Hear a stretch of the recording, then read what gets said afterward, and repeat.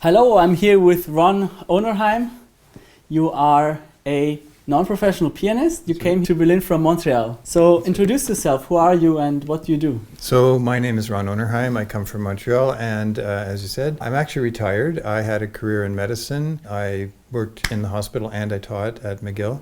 And I've played piano since I was 9, although I fell in love with the piano as a very young boy, maybe 4 years old. I went to a museum and saw pianos, and for some reason I just wanted to have a piano. And I had a toy piano, and I played by ear until I was about 9. Mm-hmm. And then I finally got an actual piano and started lessons. And so it was a big part of my life. And I played in my adult life as well. I played a lot of chamber music for a while. Had a problem in the last, about 10 years ago, where I had to get some therapy, and I got numbness in my fingers. Mm-hmm, mm-hmm. And so that was a bit of a challenge. And I've been working with you in part because of my fear really of playing with that problem. And I found it's not such a big problem. I've actually been surprised at how I was able to overcome it in many ways. And so I'm grateful to you for that, for the help. So that's sort of the story of getting going. Mm-hmm. Yeah. What was the main impulse that made you confident to actually approach the piano again with that numbness? Actually, I think part of it was that I was debating about it or thinking maybe I could try again. And it was sort of happenstance, but we connected on Instagram. How did that happen? You liked some of my pictures and I thanked you and you said, "Do you play the piano?"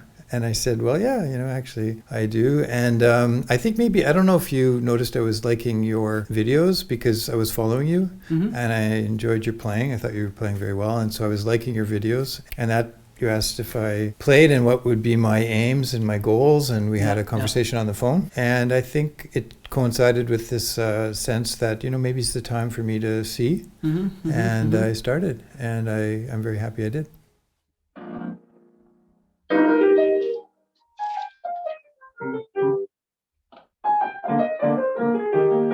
I mean, it's great, and it takes also great courage to start. I mean, you have kind of finished with your career as a professor and doctor, right? So you probably look for something also to pursue now. Mm-hmm.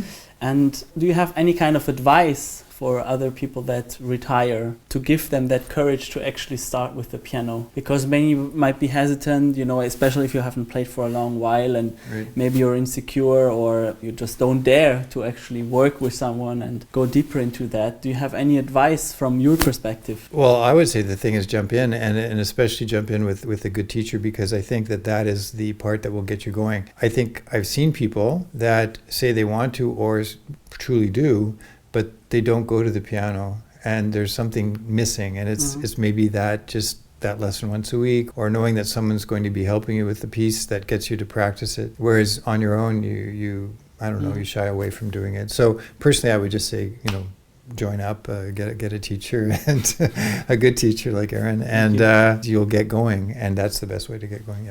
So if I would sum up, I would probably call it commitment. Right? If you have these weekly sessions and something you're looking forward to, something you're working for, then you have this commitment towards this teacher, but also towards yourself, right? Because you have committed to a path and you stick with it, and that is what keeps you moving forward. Otherwise, you would probably push it off and wait for it, for a long time. And now, putting that numbness aside, what were maybe the interpretational highlights, or what have you learned with working with me? What have been milestones, if you want to say, or in which pieces have you felt a completely different approach after working with me? Well, what I think number one is that you're a pair of ears, you're hearing me, and it's been a bit magical for me to have this happen. I was skeptical of doing this over Skype, actually, or not Skype, but Zoom, thinking that how are you going to be able to know what actually I'm doing? The recording or the sound is not so great. Yeah. And I was surprised at how well you could still hear what I was doing, even the wrong notes and the wrong fingers, and I could wow, you can really see all this and hear all this. But the other part, I think two things actually really important in that experience is being able to look at it again. So to me has been hugely important, that you hear me and then I hear me. I get to hear what you heard, and it's always a surprise. You're always right, and I'm always listening and going, it really is like that. It's not the way I thought it was, right? And so that's been really important. It's helped me a lot. The other aspect about the Pilsen Academy is that I am actually participating with other people. Yeah. And I really like that. That's better than just going to a teacher's house and having a lesson. You know, you get to hear other people play, and what you're saying to them often can be, you know, very germane to me. And so I hear it and I remember it and think that helps me advance a lot. And in terms of what were like milestones for me, I think how to practice is very important. So one of the practicing hacks, I guess, that you teach us is to repeat it correctly. And that's how you're going to learn it. And I've noticed that in my past, I was like struggling with something. And when I finally got it right, it was like, wow, finally got it right. And I would just go on, you know, and that doesn't help you learn it, right? You have to do it right a bunch of times in a row. And then just some of the things you did, like I remember asking me to do some passages with different rhythms, and my fingers learned much better and I could hear the difference afterwards, like the crystalline clarity of the playing that came after I tried what you were suggesting. So yeah, I would say that helping me learn to practice. And then finally, I think it's fine-tuning my hearing so that I can actually hear what I'm doing on the piano, right? Yeah. So when you're feeding back to me what you're hearing, I'm getting better at actually knowing that, you know, can hear it too, right? So that's helpful. Yeah, I mean, I've definitely observed that you are extremely dedicated and conscientious, especially also about reviewing those sessions.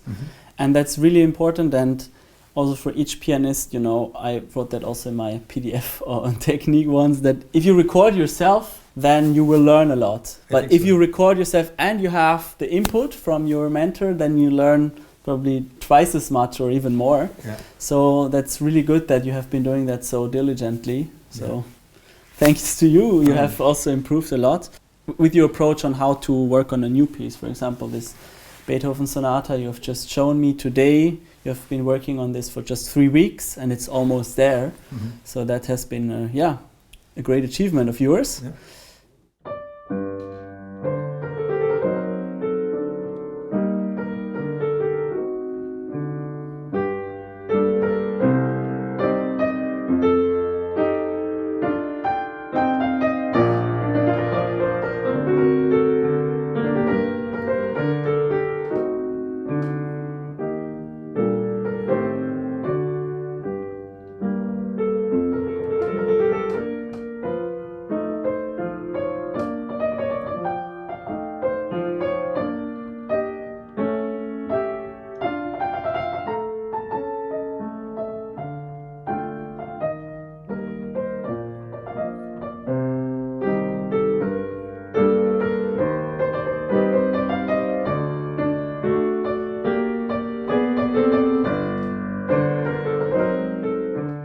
Okay, so I think sometimes it's difficult for a teacher to communicate what they're trying to say in terms musically. And I find that you're very good at metaphors and finding analogies and the kinds of things that make it easy to know what it is that I'm needing to do. It makes a lot of sense. Yeah, thank you so much. I like using those images and metaphors. And I have one last question that just came into my mind. We have had our first day of this workshop here in Berlin. You've been here for 1 day. We met last night at the bar. What was the greatest benefit for you so far in talking with the others? Well, okay, it's a lot of fun to talk with the others. The socialization is even stronger than on Zoom. But I have to say, I think the thing that I really got from the workshop here is the physical part. So when you were able to come to the piano and actually work with my body, you know, my shoulders, my arms, and my elbows and things that you can't really do over Zoom. That I felt was something that could be really beneficial to me. And so that was all big take home for that. Like the wrist thing, you know, So you would say that is a great addition to the Zoom work, but still like on Zoom that you could actually understand everything and listen to everything. So it's surprisingly good on Zoom. Okay. It's surprisingly good on Zoom to me. I was skeptical at the beginning. I wasn't sure that I would get what I thought I could get out of a lesson with you on Zoom. But I think it's your ability to hear and see on Zoom. You've done it for a while. That's basically the experience that I can see from the side. I see a fingering or whatever.